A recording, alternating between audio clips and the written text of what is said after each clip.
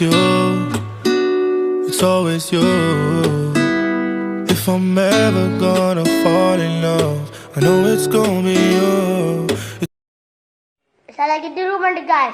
Jangan lupa like, comment, and subscribe.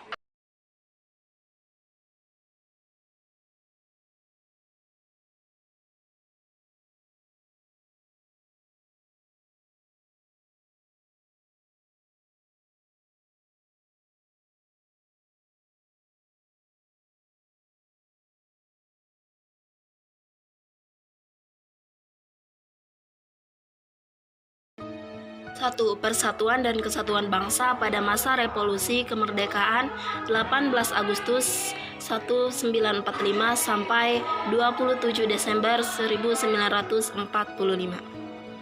Pada masa ini diawali dengan sistem pemerintahan presidensial. Undang-Undang Dasar Negara Republik Indonesia tahun 1945 menetapkan sistem pemerintahan presidensial dengan kekuasaan besar berada di tangan presiden, meskipun kekuasaan tertinggi berada di tangan MPR. B. Sidang PPKI pada tanggal 18 dan 19 Agustus 1945. Pada tanggal 18 Agustus 1945 dilaksanakan sidang PPKI. Sidang tersebut mengesahkan Undang-Undang Dasar 1945, memilih Soekarno sebagai presiden dan Muhammad Hatta sebagai wakil presiden Republik Indonesia. Pada tanggal 19 Agustus 1945, PPKI menetapkan pembagian wilayah bekas Hindia Belanda ke dalam 8 provinsi Indonesia, masing-masing dipimpin oleh seorang gubernur.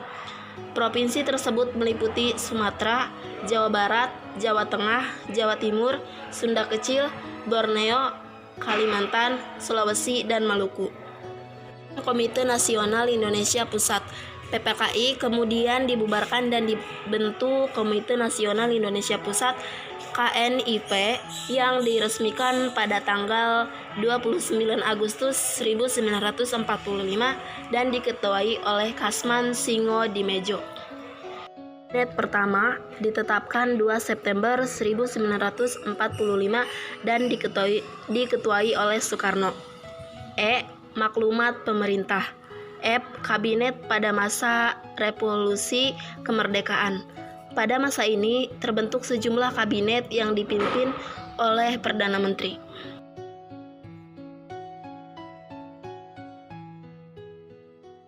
Indonesia Serikat sejak 27 Desember 1949 berdasarkan Perjanjian Konferensi Meja Bundar Negara Kesatuan Republik Indonesia berubah bentuk menjadi Negara Serikat Republik Indonesia Serikat atau RIS. Terdapat 6 lembaga negara dalam negara RIS, yaitu 1. Presiden, 2. Dewan Menteri, 3. Senat, 4. Dewan Perwakilan Rakyat, 5. Mahkamah Agung, dan 6. Dewan Pengawas Keuangan. Pemberontakan. Pada masa awal Republik Indonesia Serikat ini, terjadi sejumlah pemberontakan yang mengancam persatuan dan kesatuan bangsa. Pemberontakan Angkatan Perang Ratu Adil AFRA. Pemberontakan ini dipimpin oleh Ramyo Westreling, seorang bekas tentara Kenil, yaitu tentara kerajaan Hindia Belanda. APRA memiliki tujuan mempertahankan negara-negara federal dan meminta pemerintah mengakui APRA sebagai tentara pemerintah. Pada 23 Januari 1950, Wetterling dengan sekitar 800 orang pasukan APRA menyerang kota Bandung dan menembak setiap anggota TNI yang mereka jumpai di jalan-jalan. Pemberontakan APRA berhasil ditumpas TNI. Westring sendiri berhasil melarikan diri ke Singapura. Pemberontakan Andi Agis. Pemberontakan ini terjadi pada tanggal 5 April 1950 di Makassar, yang dilakukan oleh Kenil di bawah pemimpinan Kapten Andi Ajis. Penyebab pemberontakan ini adalah penolakan masuknya pasukan APRIS atau AFRIS, Angkatan Perang Republik Indonesia Serikat, yang berasal dari TNI ke Sulawesi Selatan. Kemudian pemberontakan Republik Maluku Selatan. Gerakan Republik Maluku Selatan (RMS) merupakan gerakan separatis. Gerakan RMS dipimpin oleh Dr. Sumokil dan memiliki basis di Ambon pada 3 November 1950. Dilakukan operasi penumpasan oleh TNI. Ambon berhasil dikepung dengan bantuan Angkatan Udara dan serangan dari laut. Masa demokrasi liberal. Masa demokrasi liberal dimulai 17 Agustus 1945 sampai dengan 5 Juli 1959. Pada masa ini, Indonesia menggunakan Undang-Undang Dasar Sementara Republik Indonesia tahun 1950 atau UUDS 1950 yang berlaku mulai tanggal 17 Agustus 1950. Undang-undang ini merupakan perubahan dari konstitusi RIS yang diselenggarakan sesuai dengan piagam persetujuan antara pemerintah RIS dan pemerintah RI pada tanggal 19 Mei 1950. Bentuk negara Indonesia pada periode ini adalah kesatuan. Karena menggunakan Undang-Undang Dasar Sementara, maka dibentuk sebuah badan yang bertugas merumuskan Undang-Undang Dasar.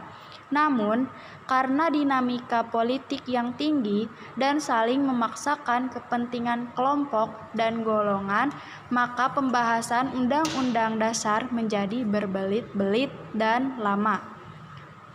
Maka Presiden Soekarno memutuskan mengeluarkan dekrit Presiden tanggal 5 Juli tahun 1959 yang berisi diantaranya yaitu A. Pembubaran konstituante, B. Pemberlakuan kembali UUD 1945 dan tidak berlakunya lagi UUDS 1950. C. Pembentukan MPR dan DPA sementara. Pada masa ini juga terjadi pemberontakan, di antaranya Gerakan Darul Islam atau Tentara Islam Indonesia atau disebut DITII di Sulawesi, Aceh, Kalimantan Selatan. Kemudian pemberontakan PRRI atau Permesta.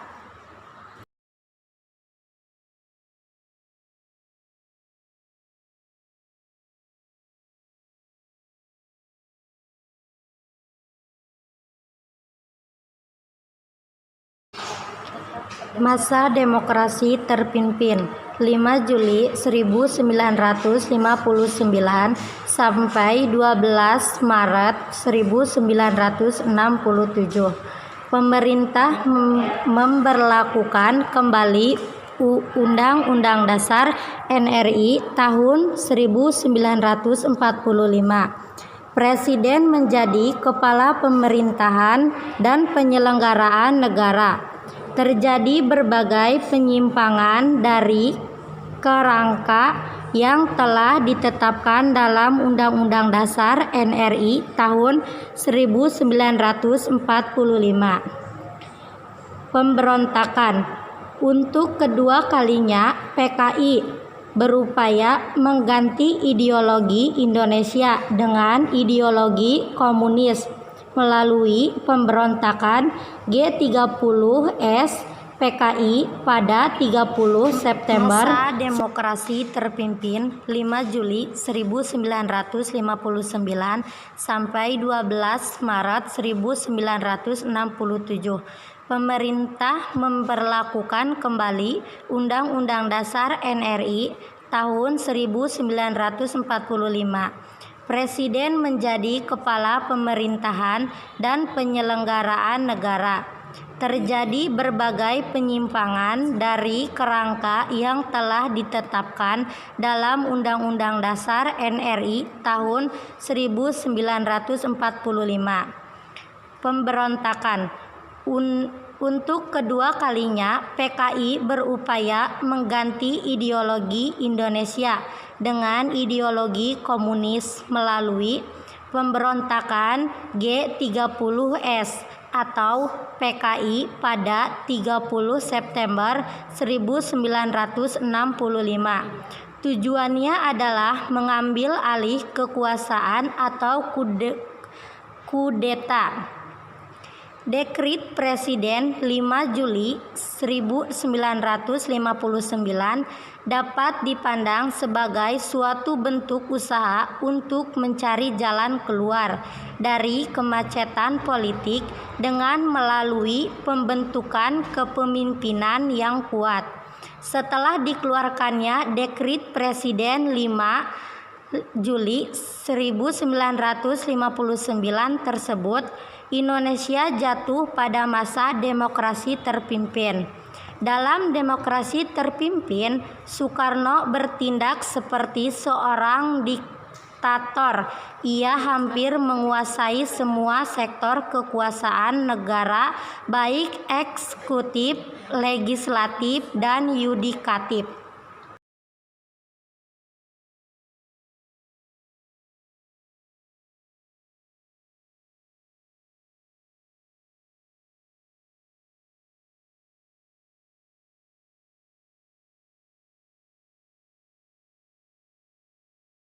Masa Orde Baru 12 Maret 1967 sampai 21 Mei 1998.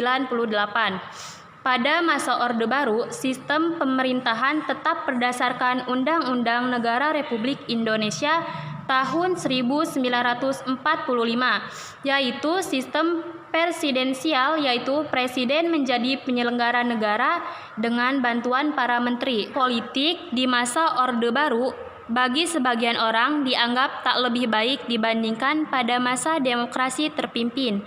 Hal ini disebabkan karena pembatasan hak-hak politik rakyat, pemusatan kekuasaan di tangan presiden, korupsi, kolusi, dan nepotisme KKN. Kepemimpinan Presiden Soekarno dengan demokrasi terpimpinnya akhirnya jatuh pada tahun 1966.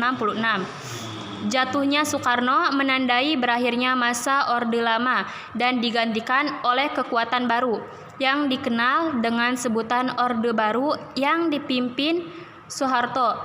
Ia muncul sebagai pemimpin Orde Baru yang siap untuk membangun kembali pemerintahan yang berdasarkan Pancasila dan Undang-Undang 1945 secara murni dan konsekuen.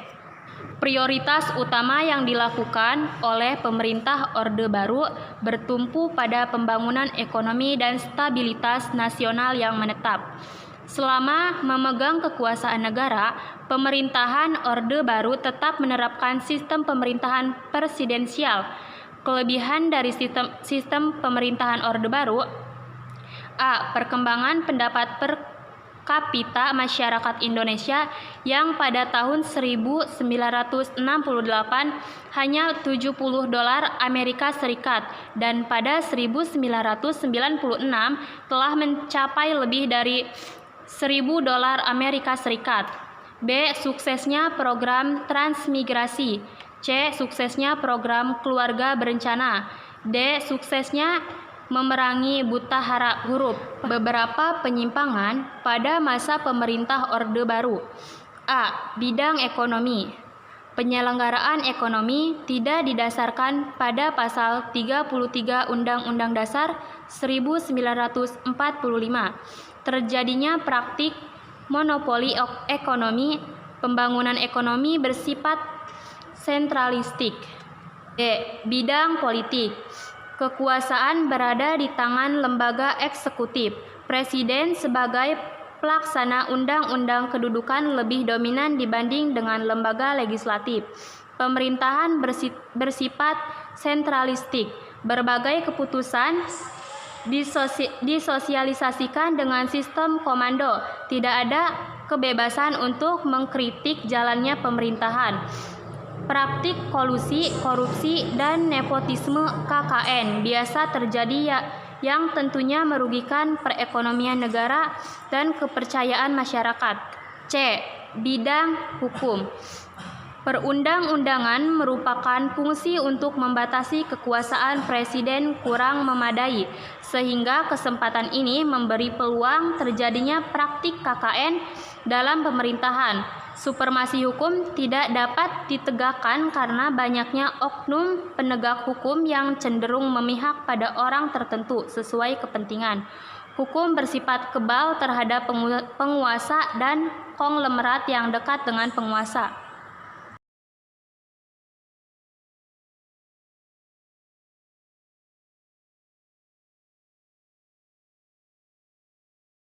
Dari situs resmi Kementerian Pendidikan dan Kebudayaan Republik Indonesia. Bukti empirik bahwa Indonesia adalah negara demokrasi bisa dilihat dari alur sejarah politik di Indonesia, yaitu 1. Pemerintahan masa revolusi kemerdekaan Indonesia pada tahun 1945 sampai 1949. 2. Pemerintahan parlementer tahun 1949 sampai 1959. 3. Pemerintahan demokrasi terpimpin dari tahun 1959 sampai 1965. 4. Pemerintahan Orde Baru tahun 1965 sampai 1998. 5. Pemerintahan Orde Reformasi yaitu 1998 sampai sekarang.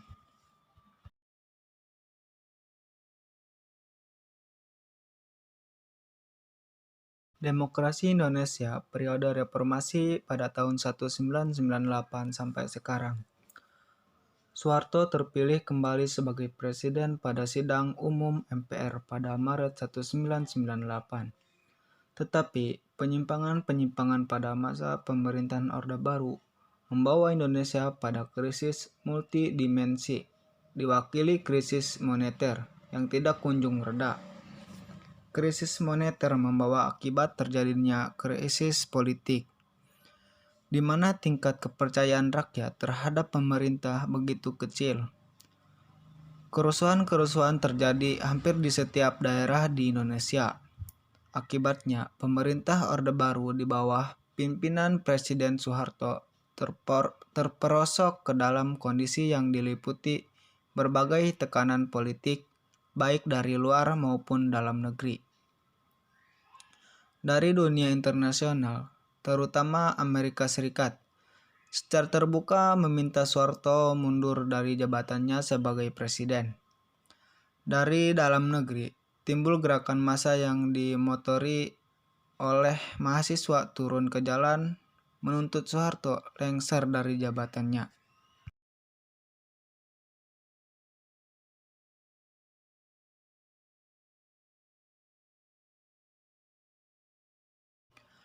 Lengsernya Soeharto. Tekanan massa mencapai puncaknya ketika sekitar 15.000 mahasiswa mengambil alih gedung DPR MPR. Akibatnya proses politik nasional praktis lumpuh. Soeharto ingin menyelamatkan kursi kepresidenan dengan menawarkan berbagai langkah seperti perombakan atau reshuffle kabinet dan membentuk Dewan Reformasi. Tetapi pada akhirnya, Presiden Soeharto tidak punya pilihan lain kecuali mundur dari jabatannya. Presiden Soeharto pada 21 Mei 1998 di Istana Merdeka menyatakan berhenti sebagai presiden. Dengan menggunakan Undang-Undang Dasar 1945 Pasal 8, Soeharto segera mengatur agar Wakil Presiden Habibie disumpah sebagai penggantinya di hadapan Mahkamah Agung. Karena DPR tidak dapat berfungsi akibat mahasiswa mengambil alih gedung DPR.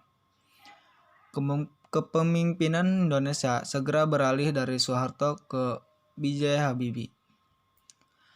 Hal ini merupakan jalan baru demi terbukanya proses demokratisasi di Indonesia. Kendati diliputi kontroversi tentang status hukumnya, pemerintahan Presiden B.J. Habibie mampu bertahan selama 1 tahun kepemimpinan.